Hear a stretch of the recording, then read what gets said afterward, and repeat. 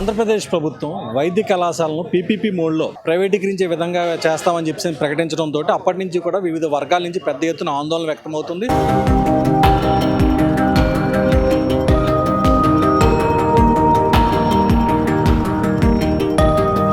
ముఖ్యంగా ఇప్పటికే అనేక వర్గాలు ఇప్పటికే తమ ఆందోళన వివిధ రూపాలు తెలియజేశారు. ఇప్పుడు తాజాగా విద్యార్థి సంఘాలు కూడా తమ ఆందోళన తెలియజేస్తూ ఇందులో భాగంగానే విశాఖ నగరంలో భిక్షాటన కార్యక్రమం ద్వారా ప్రభుత్వానికి వ్యతిరేకంగా ఆందోళన కూడా చేపట్టారు.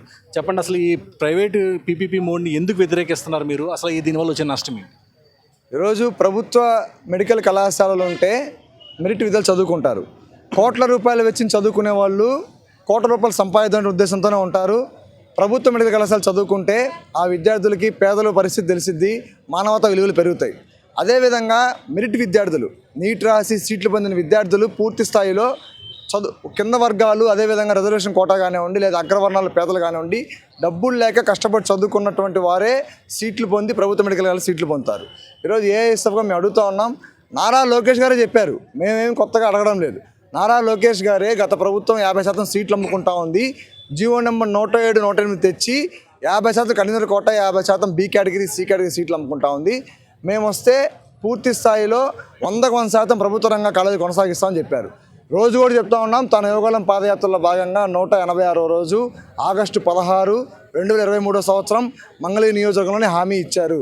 మేము అధికారంలోకి వస్తే ప్రభుత్వ రంగ కళాశాల కొనసాగిస్తామని చెప్పారు. ఈరోజు పూర్తిస్థాయి రాష్ట్రంలో 5 కళాశాలలు స్టార్ట్ అయినాయి.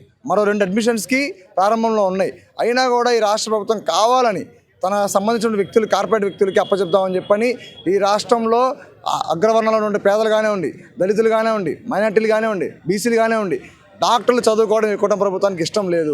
ఇది స్పష్టంగా అర్థమవుతూ ఉంది.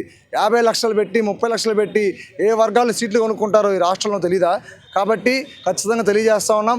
కేవలం కళాశాల మాత్రమే కాదు, కళాశాల వస్తే 200-300 బెడ్లతో ప్రభుత్వ హాస్పిటల్ వస్తుంది. ఆ హాస్పిటల్లో పూర్తిసారి రూపాయి కూడా ఖర్చు లేకుండా ఉచిత వైద్యం చేర్చుకునే పరిస్థితి, పేదలు చేర్చుకునే పరిస్థితి నెలకొండిద్ది. ఇవి కూడా లేకుండా ప్రైవేట్ వ్యక్తులతో పెట్టుబడి పెడతాము, అయినా కూడా గతంలో కొనసాగిస్తామని చెప్పారు. మేము సూటిగా స్పష్టంగా ఏఎస్ఎఫ్ కుటుంబ ప్రభుత్వం అడుగుతూ ఉన్నాం. పెట్టుబడి పెట్టిన వ్యక్తులు సేవ చేస్తారా, లాభం కోరుకుంటారా నారా చంద్రబాబు నాయుడు గారు అని చెప్పి అడుగుతా ఉన్నాం. కాబట్టి ముమ్మాటికి వాళ్ళు సేవ చేసే దృక్పథం వాళ్ళు లేదు. వాళ్ళు పెట్టుబడి పెడతారు, వాళ్ళ సీట్లు ₹1,00,00,000, 80 లక్షలకు అమ్ముకుంటారు. కాబట్టి రాష్ట్రంలో విద్య కానివ్వండి, వైద్యం కానివ్వండి, పేదవర్గాలకి దూరమైన పరిస్థితి ఈ పీపీపీ విధానంలో నెలకొంటా ఉంది.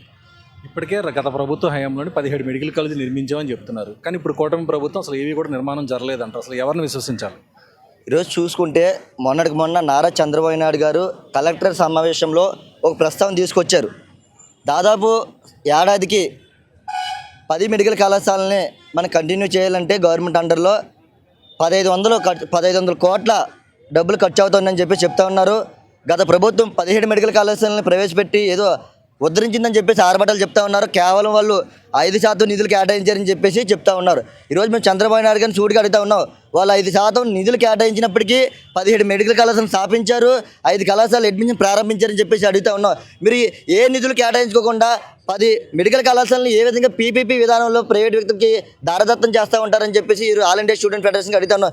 మీరు 5% నిధులు కేటాయించండి, 10% నిధులు కేటాయించండి. కనీసం 4-5 ప్రభుత్వ అండర్లో కొనసాగితే ఏ పేద మధ్యతరగతి విద్యార్థులు కోట్ల రూపాయలు వెచ్చించి ఎంబీబీఎస్ సీట్ ఎవరైతే దూరం అవుతుంటారో అటువంటి విద్యార్థులకి ఉపయోగకరంగా ఉంటుంది కదా. కాబట్టి ఇది కేవలం మీ రియల్ ఎస్టేట్ వ్యాపారం చేసుకోవడం కేవలం దాంట్లో భాగంగానే మీ పీపీపీ విధానం తీసుకొచ్చి ఇప్పటికీ విద్యార్థులని, తండ్రులని, ప్రజలను మభ్యపెట్టి మీరు ఇంకా ఏదో ప్రచారాలు చేసుకుంటూ మీరు ఈ ప్రభుత్వాన్ని కొనసాగించాలని అనే ఆలోచన విరమించుకోవాలి. లేని పక్షంలో భారీ ఎత్తున మీరు మూల్యం చెల్లించుకుంటారు.